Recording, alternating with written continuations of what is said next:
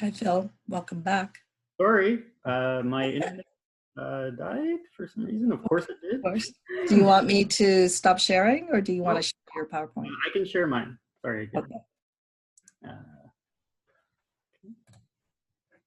So sorry, everybody.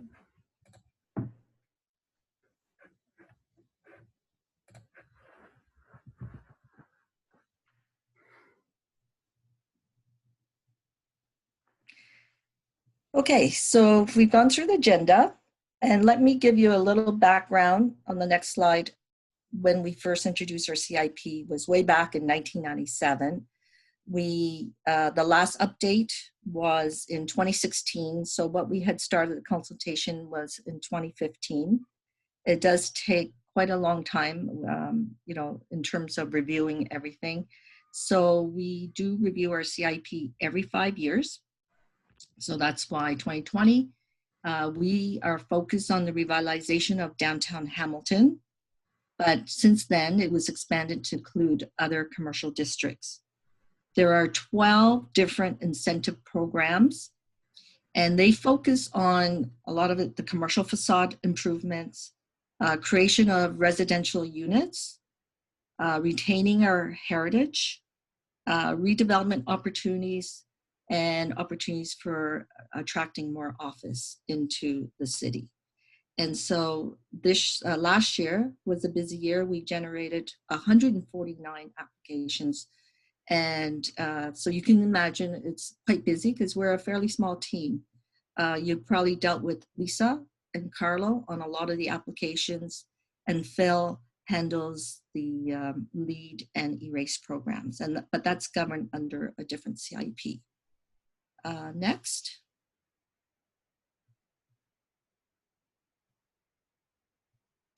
So leading the CIP review is Phil Caldwell and Carlo, and I'll let them introduce themselves. Good evening, everyone. Apologies for the hiccup there. I think my 2-year-old might have pulled something on the Wi-Fi router. Anyway, so I hope that's the only hiccup tonight. Yeah, my name is Philip Caldwell. I'm Senior Project Manager, leading the review of this particular CIP. And I'm also a planner by trade. My contact information is on the screen, and I'll let Carlo introduce himself. Hi, thanks, Phil. Good evening, everyone. So my name is Carlo Gorney. I'm the coordinator of urban renewal incentives within small business within planning and AcDev. So I am responsible for administering the majority of the financial incentive programs, except for the commercial corridor housing loan and grant program, which is administered by my colleague Lisa Browett. So if you have any questions after this session regarding any of the programs, please by all means give me a call or send me an email, and I'll be happy to chat with you about that. Thank you.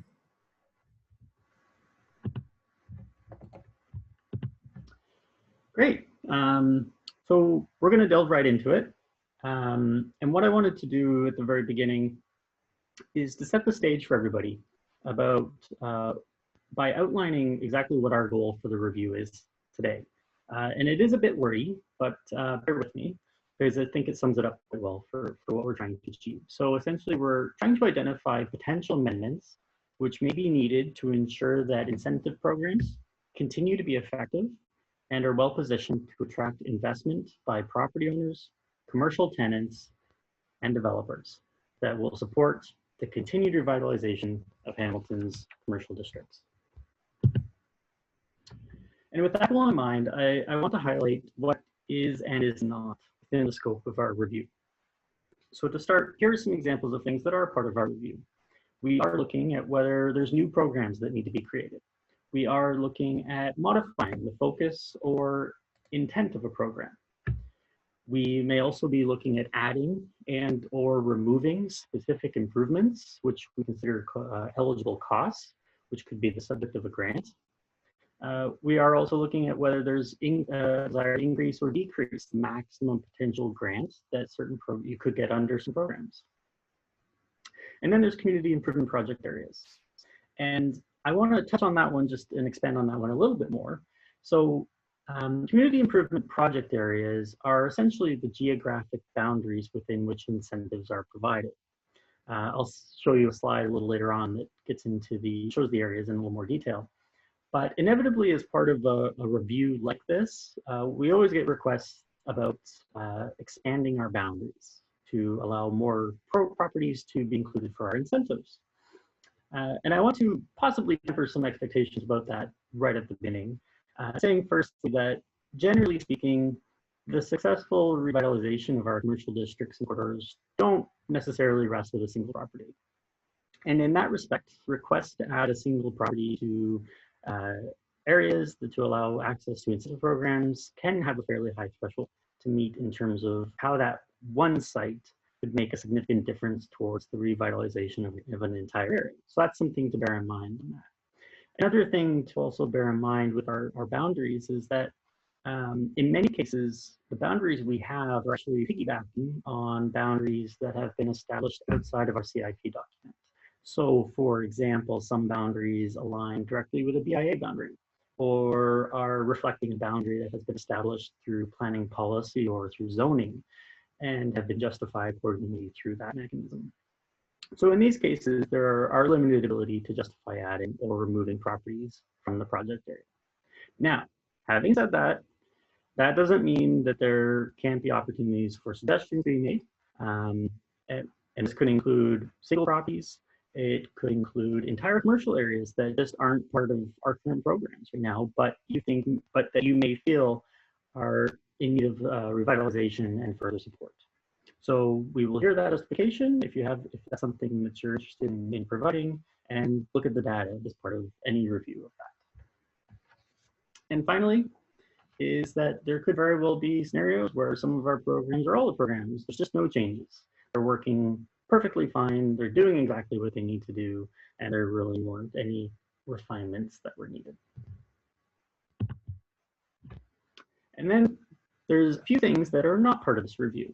So as Judy mentioned, we have other CIPs that authorize incentive programs within the City of Hamilton beyond the CIP we're discussing tonight. A good example of this is the Environmental Remediation and Site Enhancement, or RACE CIP, which you may have heard of, which authorizes incentive programs for brownfield remediation. And then there's also the Hamilton Leading the Way CIP to help with financial assistance for LEED certification and construction costs associated with LEED. Those are two CIPs that are on their own schedules for reviews. So the RACE CIP was last updated in 2018, and so its 5-year review will occur in 2023. But in terms of this CIP, this one was last reviewed in 2016, and so is up for updating next year. One other thing this review does not include is anything with respect to the reductions or exemptions of development charges that were provided in the downtown. So this particular incentive is actually governed by the city's development charges bylaw and not by our CIP or our incentive programs. And that bylaw was last updated in 2019, so fairly new, but it is not part of the scope of the CIP. And lastly, I think it's probably fair to say, given our current situation with COVID and certain budget pressures, that changes that would require a significant additional funding allocation by council beyond what is already provided to us to administer these current programs is probably not likely, and would not be the focus of any changes or improvements to programs that we would be looking to make. And with that, I want to touch on a little bit about community improvement plans, just to make sure everyone has kind of the same level of understanding about what CIPs are and how they function in terms of providing incentives.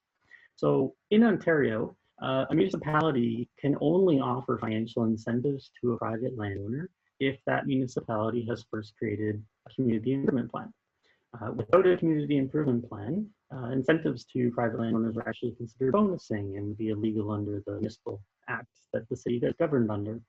So CIPs are an important tool, which is actually authorized under the Planning Act. And what CIPs do is that they establish, essentially in policy terms, the intent, rationale, and the desired outcome of why the city is providing the incentives. What is the intended objective?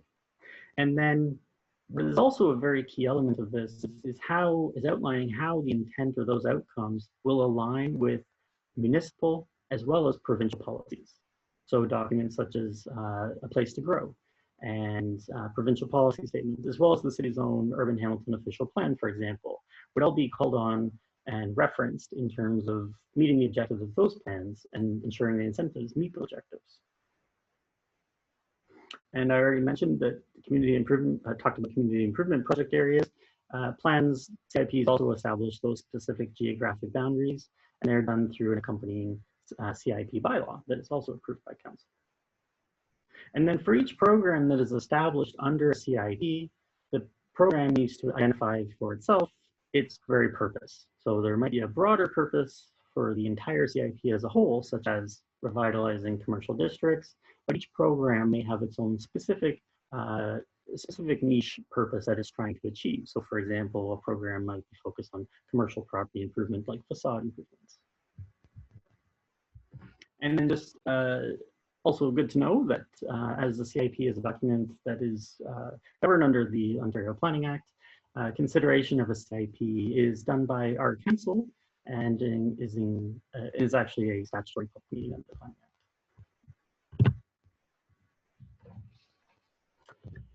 Now, one thing we want to ensure is that everyone joining us today has a fairly good baseline idea of what incentives we currently offer today. And so to start, I want to highlight at a high level what the overarching intent and purpose of our incentives are for commercial districts today.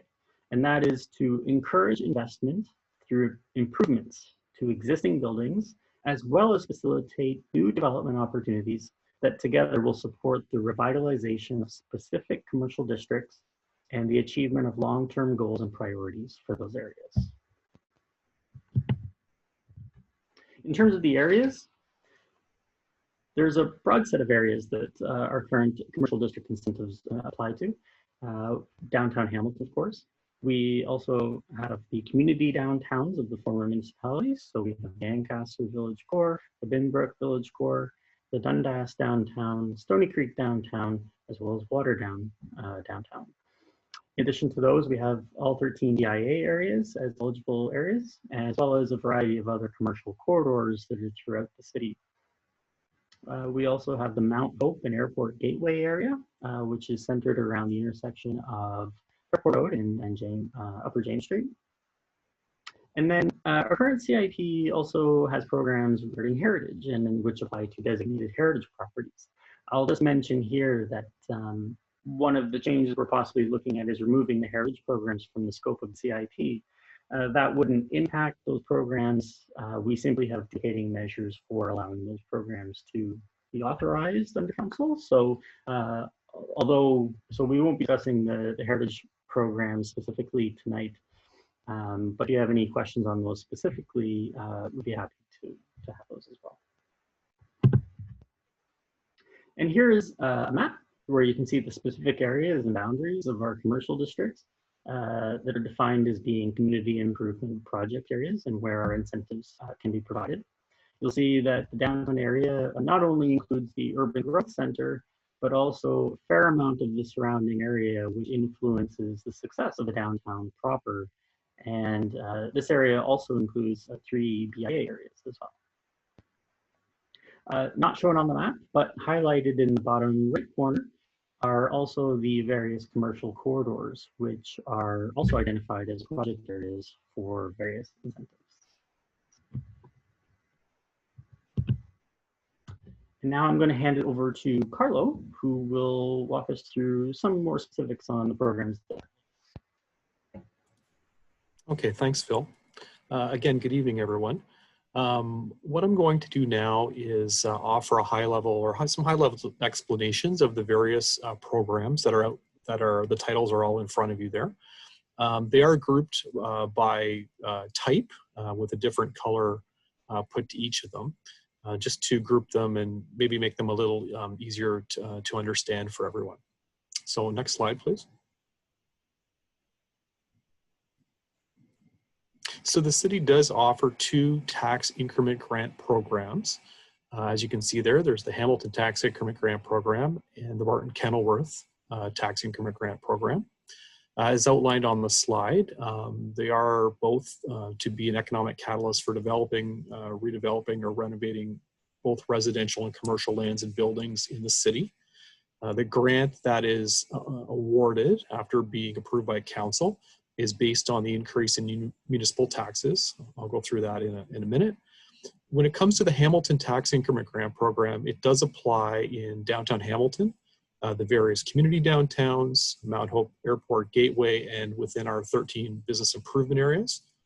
The Barton Kenworth Tax Increment Grant Program only applies to Barton Street East between James and almost out to Parkdale Avenue, as well as on Kenilworth Avenue North from Main down to Barton Street.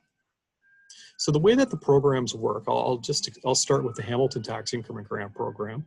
The way that it would work is that if a property owner applied, what our staff would do is look at what the current assessed value of the property is, and therefore what the current municipal taxes of the property are as well. We would look at what the improvements are being proposed for the property, and then either MPAC or our municipal staff, depending on the type of application it is, would put together an estimate of what the post-development assessed value of the property would be, and therefore the post-development municipal taxes on the property. So the increment becomes the difference between the pre and the post municipal taxes on the property. So for a Hamilton Tax Increment Grant, if it was approved by council, the applicant could receive up to 100% of the increase in municipal taxes that results because of that development in the first year after the property has been reassessed. That grant would then decrease by 20% each year, so that they would only really be paying the full tax load on the property in the 6th year after that property has been reassessed.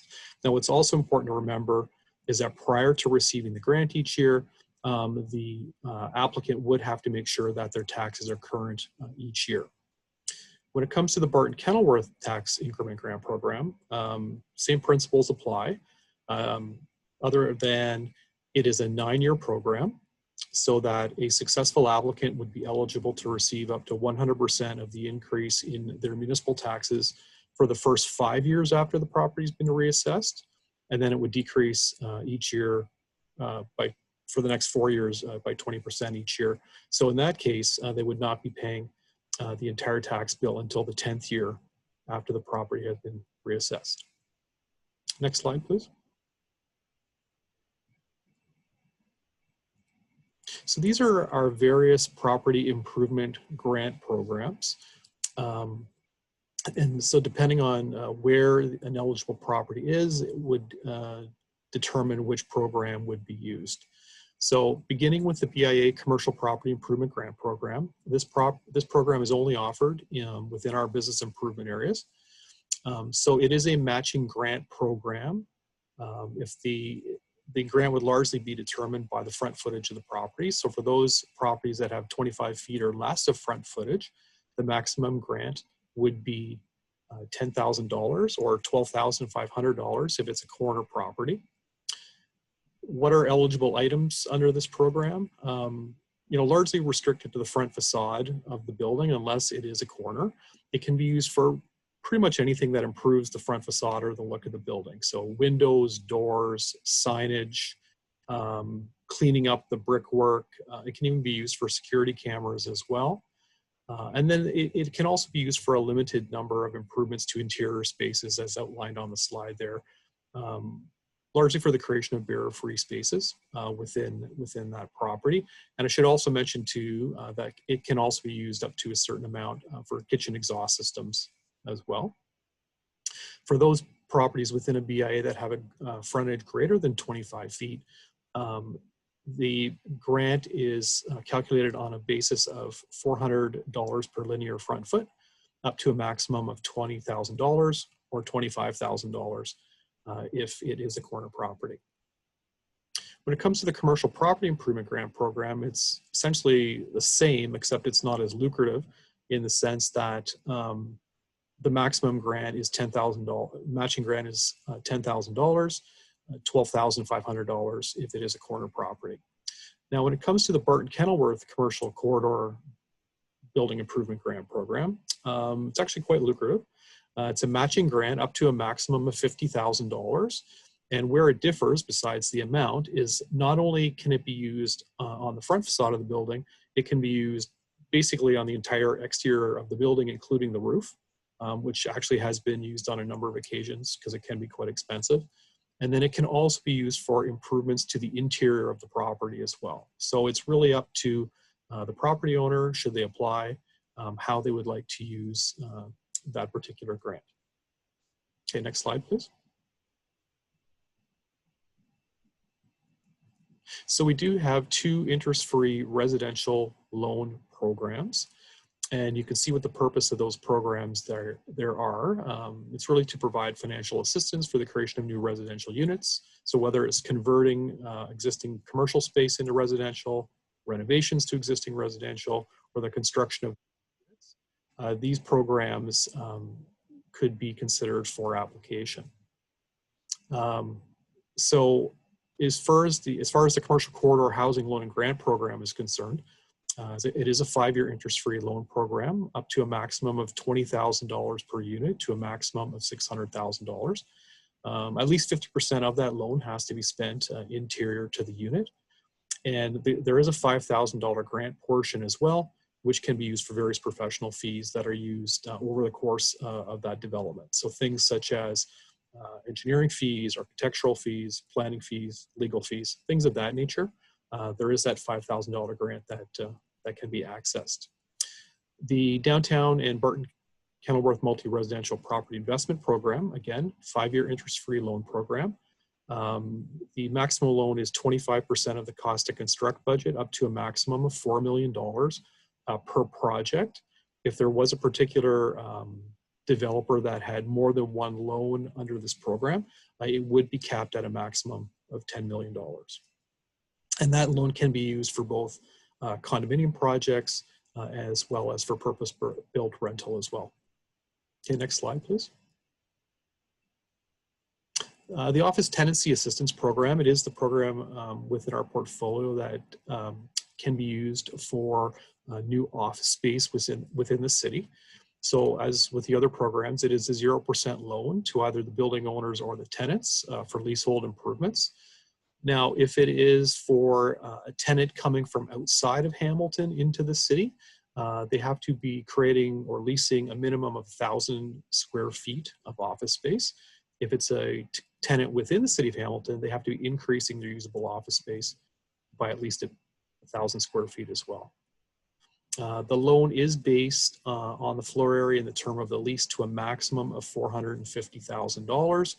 And the loan would either be, it would be the lesser of 90% of the eligible lease costs, or a formula that's used to calculate the loan based on the term of the lease, the square footage as well. Next slide, please.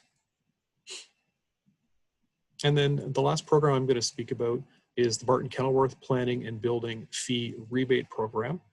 In a nutshell, really what it is that any municipal fees that you're incurring as part of your project can be refunded to you on a 100% basis.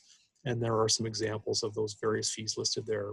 Different kinds of building permit fees, site plan application fees, and minor various applications through the Committee of Adjustment are just a few of the eligible fees that you could be reimbursed for.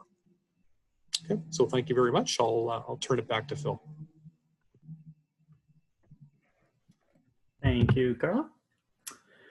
So, as Judy mentioned, the city does these reviews of our CIPs every 5 years, and they are quite helpful because they provide us the opportunity to check in on how things are going. So this includes seeing how the incentives are being used or not used even, looking at what improvements or developments that we're seeing materialize in our commercial districts and how well the revitalization is going in areas that are in need. And it also helps us to take a moment to identify any new or emerging priorities that may be coming from council, development community, or others about what challenges are facing these areas on the horizon. So generally looking ahead to see what issues could be on the horizon over the next 5 years, since that's when our next review would occur. So to inform the breakout groups discussions that we're going to have a little later on, I wanted to take some time to highlight some of the considerations and the emerging issues that we are noticing and that we think are going to be coming up as part of our review, and that we would really like to have your feedback and thoughts on during the breakout sessions. So to start with, it's not a secret probably to anybody that affordability of housing in Hamilton has been declining. Pressures are growing to do what we can to try and facilitate not only true affordable housing, but also another area of affordability that tends to get overlooked, which is modest affordability for people like first-time homebuyers. There is a growing gap in terms of people who are working and earning a living, but who still cannot access the current housing market. For us, as the commercial district section, this is a particular concern with respect to our commercial areas, as the success of these areas really partly relies on having a strong local resident population that supports local businesses and amenities, and will also ensure that Hamilton has a strong and diverse workforce that is able to attract new businesses or even help existing businesses to expand. So we raised this as a topic that might be something you want to explore in your breakout room discussions to see what ideas you may have that we could look at in terms of our incentive programs, particularly in terms of achieving some housing that hits that modest affordability range. That could really go a long way in terms of supporting our commercial districts going forward. Probably also not surprising is the issue of environmental sustainability and climate change. As you may be aware, our council recently declared a climate emergency in 2019. And so with this particular item, we feel there's one area of focus that is available to us immediately, which is to expand the range of improvements or eligible costs that our commercial property improvement grant programs can provide matching grants for. So as an example, costs associated with landscaping or tree planting on private property, or depaving of asphalt or concrete surfaces on private property to create more porous surface areas could be examples of costs that we don't allow today, but could be something we consider going forward in order to help with this declaration. And also what's on the table as well is that for those who may be familiar with what we currently permit as an eligible cost, are there things that we're currently providing grants for that we may want to look at removing because they just really aren't promoting environmental sustainability? So that's on the table for us to consider as well, and that we would like to hear from you in terms of your breakout discussions.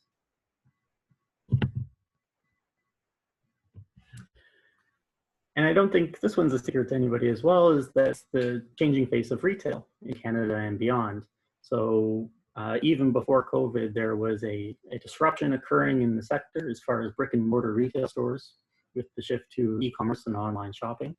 That has only really been exacerbated by the current COVID-19 pandemic situation. So this is an area that for sure I think we all see as a potential challenge going forward for our commercial districts. And we want to put our minds towards what can be done through our incentive programs to try and assist with what might come over the horizon as far as potential vacancies within our commercial districts and how we can try and mitigate that. It is important to note here that we do have some limitations on this front. Specifically, they tie directly really to provincial legislation about CIPs and what we can provide incentives for. Because this is a Planning Act tool, it is meant to support the revitalization of areas in terms of physical improvements. So we have heard in the past suggestions for subsidizing commercial rents, for example. Unfortunately, those are not mechanisms that would be available to us, at least not through the CIP program, as it doesn't correlate to a particular physical improvement. So that's something to bear in mind. But on this, again, we're looking for your feedback. We would like to hear any suggestions or ideas you may have for how we could support these retail businesses going forward. It's probably sounded very doom and gloom so far, but it's not all doom and gloom. So we have been seeing some really great signs of success in terms of revitalizing our commercial districts, and really none more so than in the downtown area. So you'll see on the screen in front of you that we have 9,700 residential units proposed since our last review of this CIP and its incentive programs back in 2016. Now, to be fair, not all those units may materialize. It is a collection of unit proposals from formal consultations as well as development applications that still require AS planning approvals. But nonetheless, the sheer volume of units that are potentially in the pipeline over the next decade or so is, I don't think, something that's been seen for downtown in a very long time. And add to this around 2,500 units already approved or breaking ground, and it becomes all the more impressive, really. And then on the office front, since 2016, the office vacancy has actually been decreasing. So in 2016, we had a 13.8% office vacancy rate with a little over 730,000 square feet of vacant office space. At our most recent check in July 2020, that has actually reduced down to 11.8%, so a drop of 2%. Which is a meaningful drop, with vacant space now totaling a little over 660,000 square feet. So these are fantastic successes, and are really the successes that our incentive programs are intended to help achieve. But with successes like this, there is always the inevitable question: is it time to start reducing or phasing downward of our incentives, or shifting the focus of our incentives to address other priorities? I think this is particularly the case when it comes to programs which are really geared towards promoting new developments, such as the Hamilton Tax Increment Grant Program. Now, that's a question I pose without an answer, but it is something that we would like to hear your feedback on in the breakout room discussions. What is the current need for incentives? And if there's still a need for these kinds of incentives at their current level, what's driving those needs? And that's going to be really useful information for us. And for context, we recently saw reductions occur to the development charge exemptions, which were in downtown. And so we are realistic about what expectations there may be in terms of other incentives, of our other incentives, given the success that we're now seeing materialize. And as you are undoubtedly aware, the current COVID-19 pandemic has made things fairly unpredictable and affected pretty much everyone, hence the format of our meeting this evening. And as you also may be aware, there is a mayor's task force on economic recovery that is currently working to produce recommendations for how different levels of government can support the city's recovery.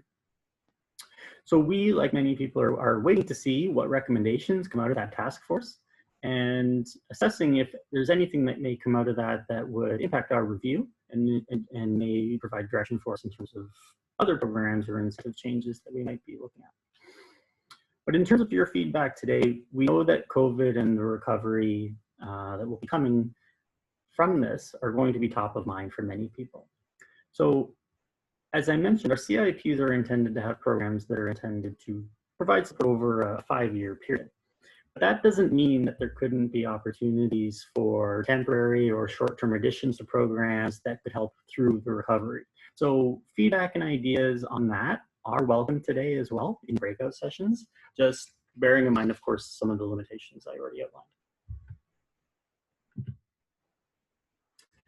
And so with that, hopefully that's got you all primed and ready for what we're doing and some things to get the juices flowing for discussion. And we really do want to hear your feedback. So these breakout groups discussions are going to be very important for us. And what we have put together to initiate some of the discussion is some prompting questions based on what I've already presented that'll help get some of the conversation going. So I'll just read the questions for you, and they'll be available from the facilitators as well once you're in your breakout rooms.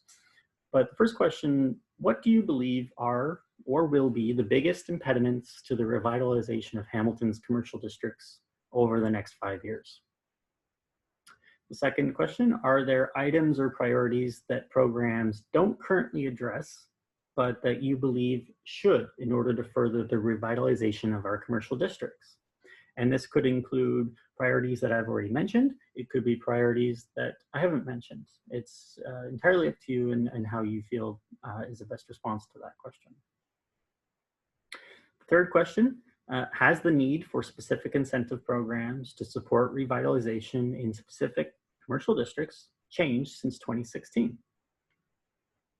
And lastly is, for speaking more specifically about the commercial improvement grant program specifically, are there improvements that we should be adding or removing from eligibility under these programs as part of this review?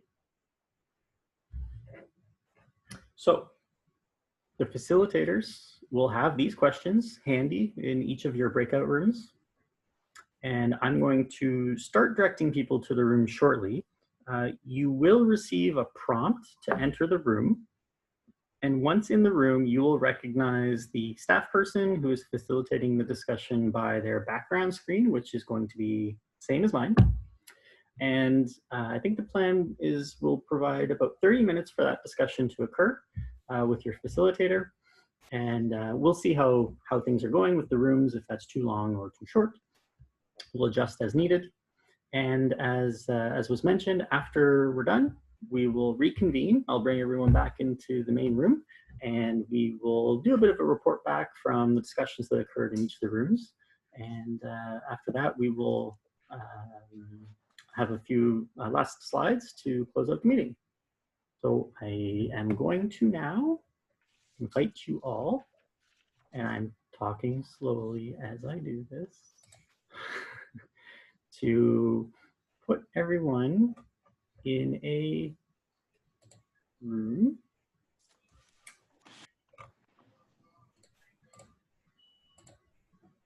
And I'm going to open the room.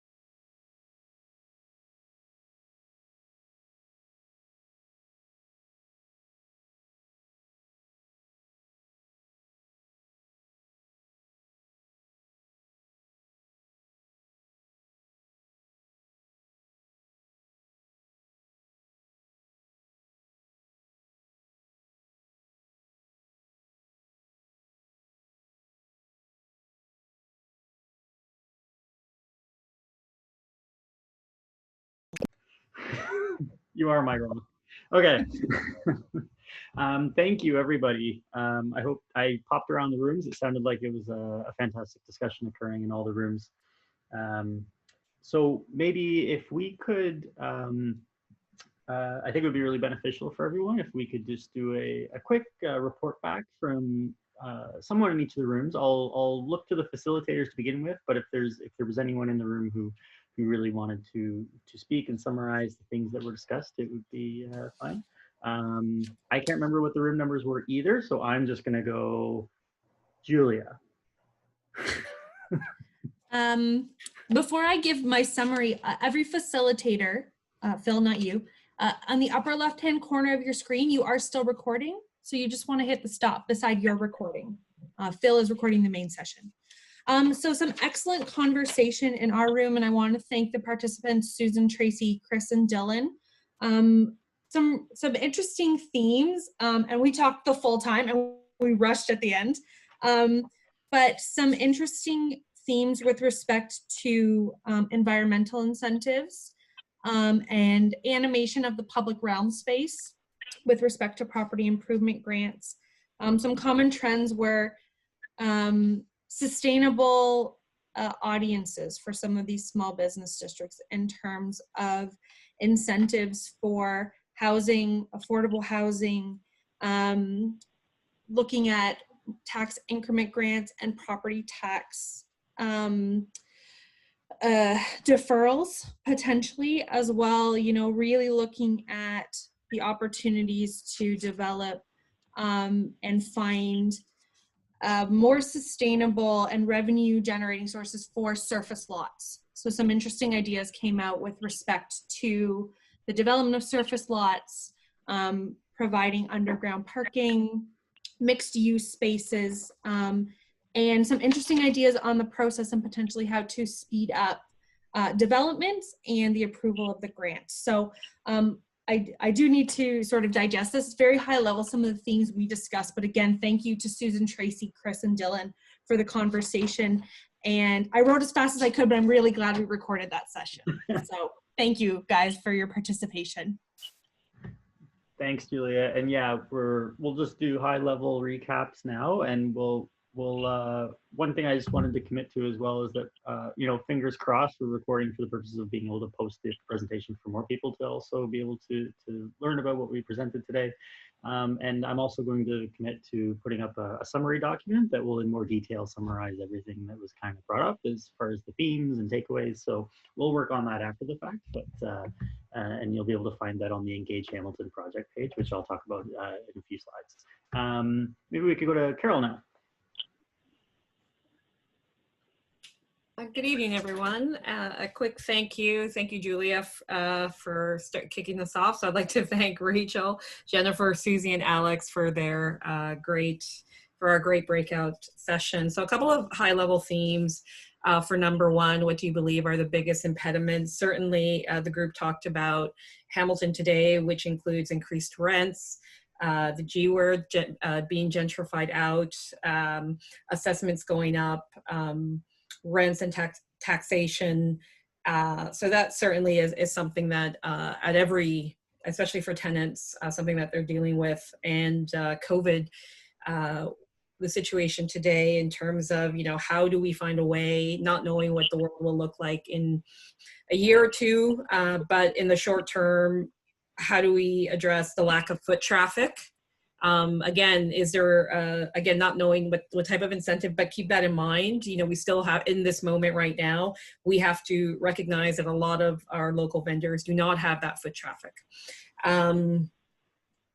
I think Julie actually touched on, when I talk, going quickly to number two about items and priorities, there was a lot of discussion about our current parking lots. And incentivizing, how do we flip those into active uses? And because there are so many, you know, if they are replaced with something to keep that parking, but certainly it's a factor for our core. Mixed use as well came up. In terms of priorities, all of the participants spoke to the change in the last 5 years of development applications.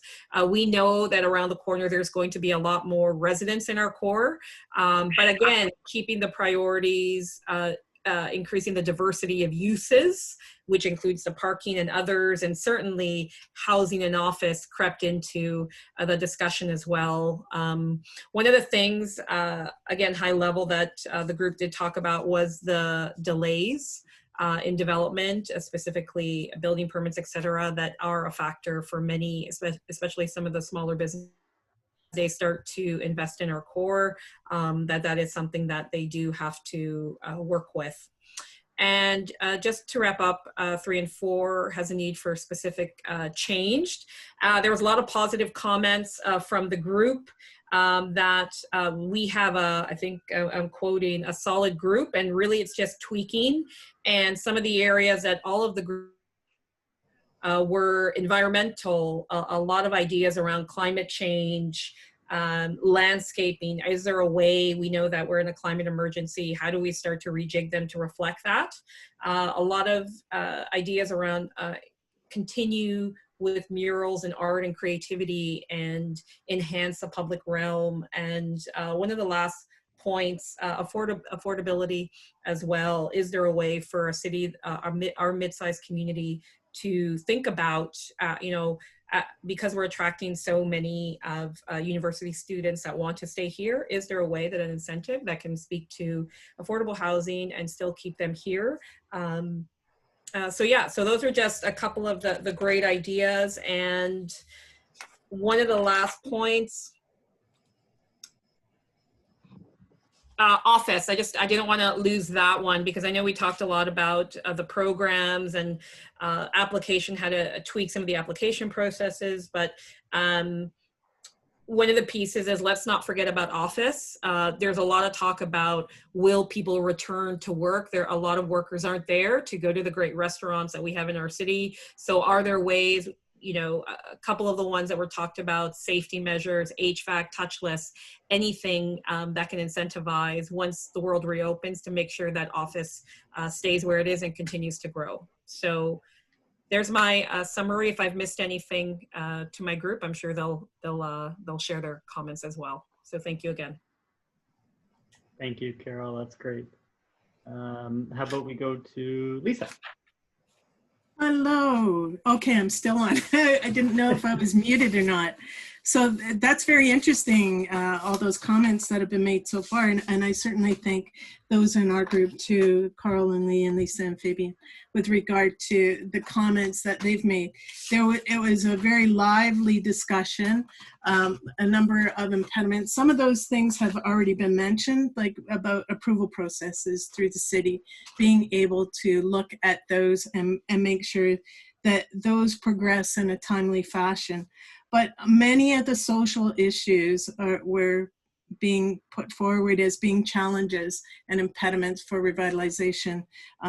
Also, the encampments that came up as a current issue too, tenants' rights, that we have to ensure that when we're providing funding, that we're also taking into account tenants' rights, and not just the residential, but also the commercial tenants. That was a very important point that was brought up within our group.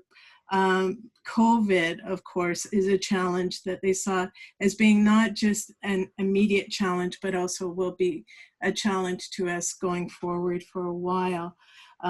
Hopefully not that long, we're hoping. But also with regard to the slide that you presented, Phil, where you were talking about the numbers of residential units that have been applied for, that are going through processes right now, there was a concern that of how those that are in lower income will participate in all of that growth. So what will there be for them? Child poverty was another impediment that they saw to revitalization, food security, and making sure there's equal opportunities for those groups that are disadvantaged, that may be disadvantaged right now, opportunities, perhaps incentives to help out persons that are disadvantaged as well. And with regard to some of the improvements, perhaps to programs, AODA incentives, making sure there's incentives for AODA compliancy, and also for COVID-related type of incentives as well, and environmental ones.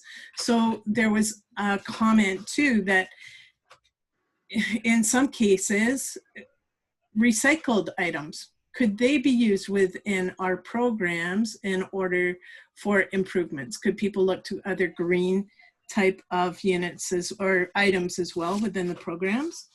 And I'm just, sorry, there were so many comments and they were so great. So I just wanted to ensure that I've got as many of them down as possible. I think, well, I'm sure we'll get some of that, but tax exemptions that support the COVID recovery as well. That was another comment that was made, and certainly many of the other comments that you've already heard from the other groups as well. Oh, and taking away restrictions on restaurants for parking. Also, that with some of the areas, the commercial, there's fast transit that goes past these. So looking for incentives that help for walkability and for cycling. Okay, thanks very much, Lisa. That's fantastic.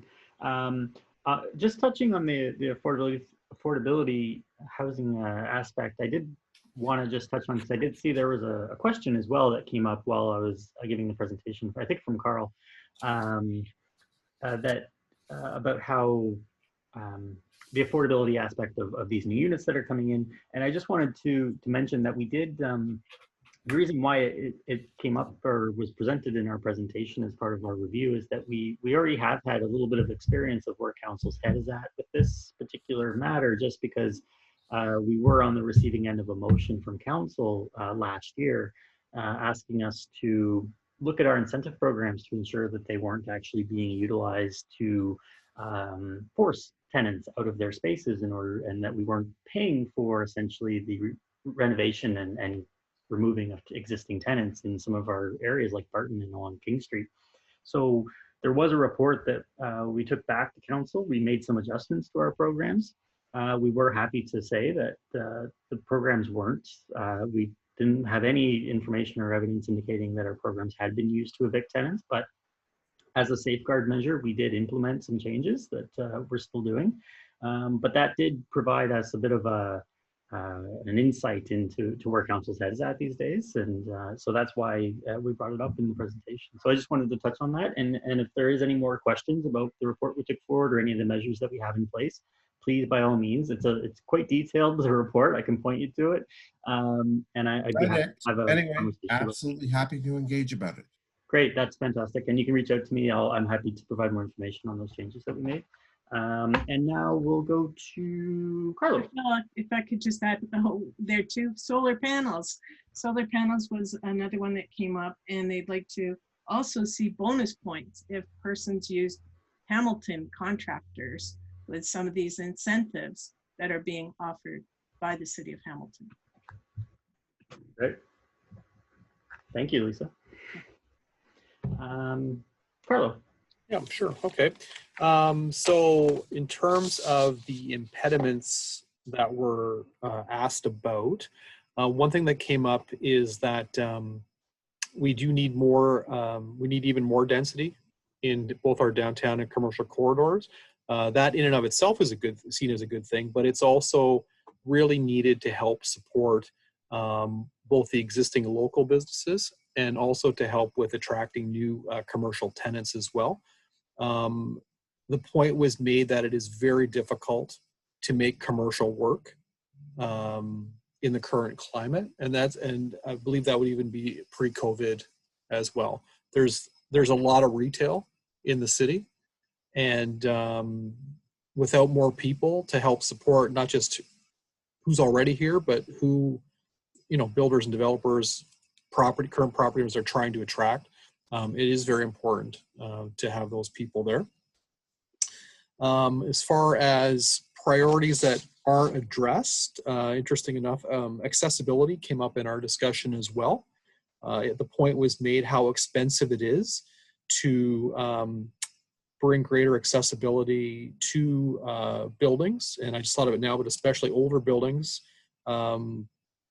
just the cost of ramps, elevators, whatever. So as it currently stands, I believe under our commercial property improvement grant, or the BIA version, up to 50% of the eligible grant can be spent on accessibility. So maybe some thought should be given to increasing that amount, especially given the population. In terms of the need for specific programs to support revitalization of specific areas, has it changed? one person brought up the idea that there's other areas of the city that need some help, more specifically older commercial plazas in various parts of the city. In terms of any kind of reduction in the grants, that wasn't seen very positive. And in fact, when it comes to, say, the tax increment grant program, if there was to be any reduction, it should really be at the back end of the distribution of the grants. For cash flow purposes, the more that is received at the earliest juncture is always seen as a positive. In terms of the commercial improvement grants, any specific improvements that should be added or removed, it was pretty clear, don't make any reductions to these programs.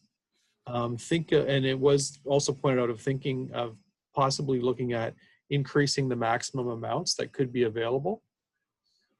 And also maybe a smaller additional program that could assist with a change of business within an existing retail building.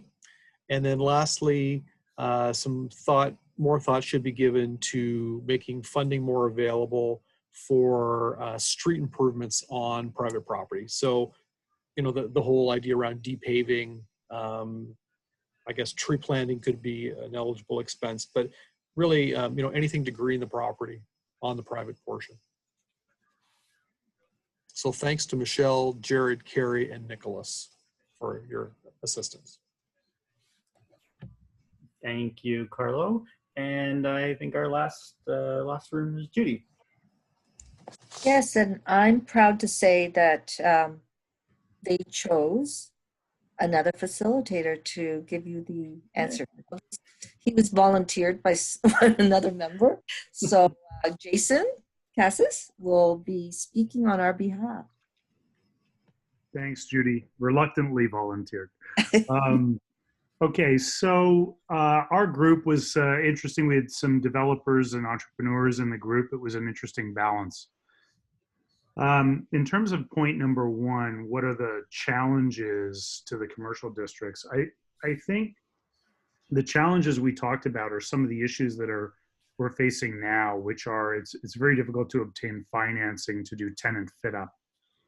So we talked at great length about the ability to put together a tenant fit up grant that might be able to tether into the office grant as an example. An example of that would be if someone is willing to rent a space, say in the Royal Connaught, or even an old space downtown, there may be an inability for that entrepreneur to obtain financing to the extent where they can undergo all of the mechanical or electrical within the building. And it'll be very difficult for the landlord to borrow against their building because banks right now, as an example, are not lending out on commercial space. They're very reluctant to lend on commercial space.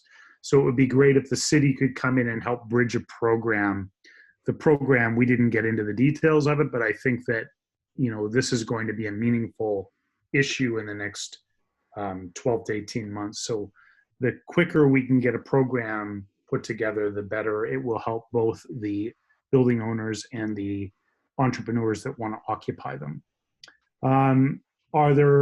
Point number two, are there priorities that programs don't currently address?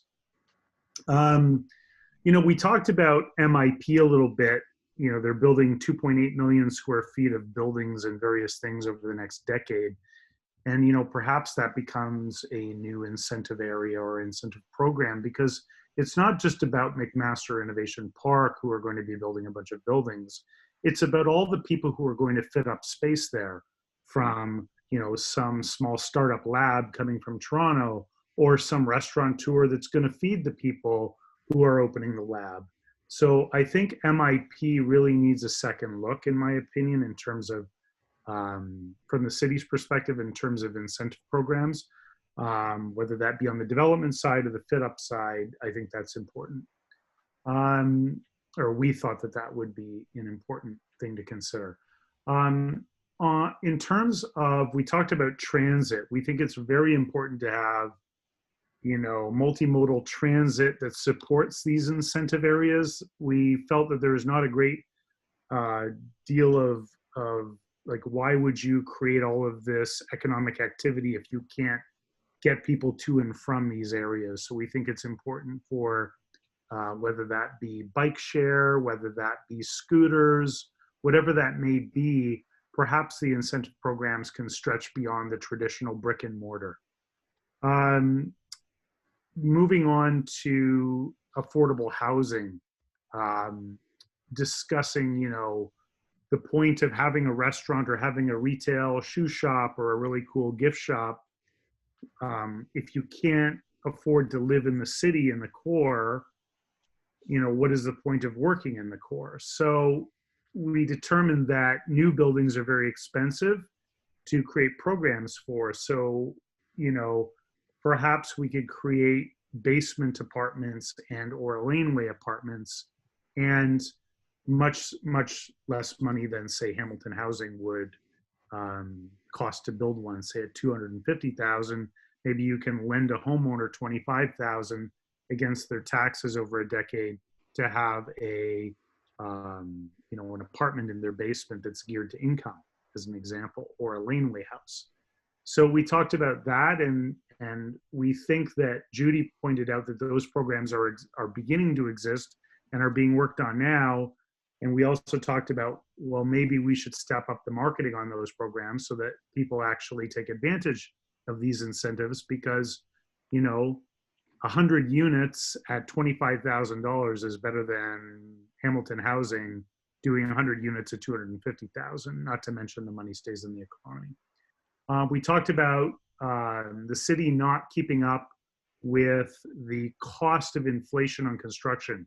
So as an example, if they were to give you $25,000 towards a facade improvement grant, that was fantastic 5 or 10 years ago, but facades are now $75,000 to $100,000 for a decent facade.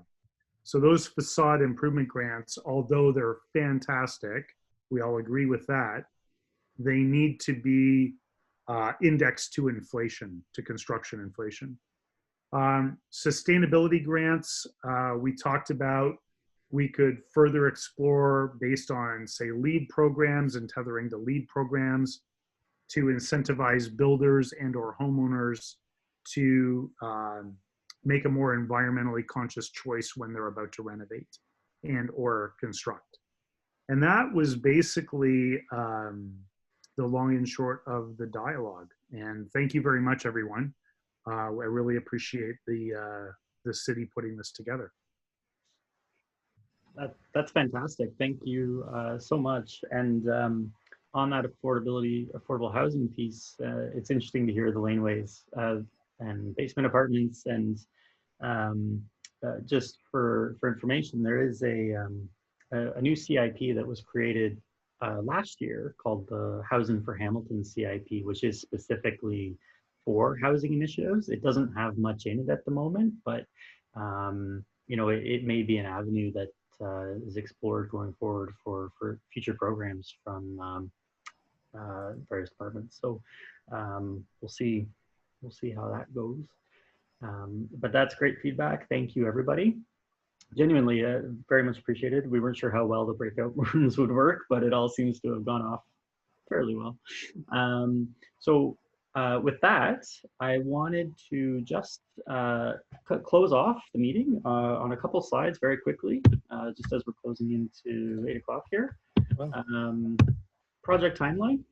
I wanted to share just for you. So we kind of started the public engagement aspect of this meeting, or this project, in September. We're here right now on October 29th at a virtual public meeting. Our plan is from November to roughly February, we're going to be actually writing and drafting various amendments and changes based on the input we've gotten. We'll be meeting with councilors, getting further feedback, and drafting, essentially coming up with those amendments that we're thinking of taking forward to councils of the programs. Our intention right now is that we would be in front of Planning Committee around March next year to deliver the proposed amendments as part of a statutory public meeting for consideration by committee and by City Council. And that would give us roughly, assuming all goes well there in terms of approval, that would give us a couple months to prepare through modified legal agreements and program description information and application forms, et cetera, to be ready to have an effective date of May 2021 for these amendments to come into effect for the program. So that is our current thinking on timing. One thing I really want to emphasize, though, is that today is not the end of the engagement that we're seeking on this. We have a project page that has been set up on our Engage Hamilton platform, which can be reached at engage.hamilton.ca. One of the projects up there is the CIP review. If you click on that, you will find background information. You'll find a form where you can actually submit questions and ideas directly to myself and Carlo, and we can respond to them. And there's also a survey on there that is open to anyone to provide further feedback that we would really appreciate if you haven't already to fill out for us. It would really help our review. That the forum for submitting questions and ideas, as well as the survey, are going to be open until the end of November. So if you get a chance, that would be appreciated. If there's anyone else who you think might be interested in this review or may have questions, please feel free to direct them to myself or Carlo. And our contact information is there. And yeah, it's been a pleasure, and I hope everyone found it useful. And if there's any questions or any follow-up information that you would like, please, by all means, again, reach out to myself or Carlo. So thank you very much, and 3 minutes early. Great.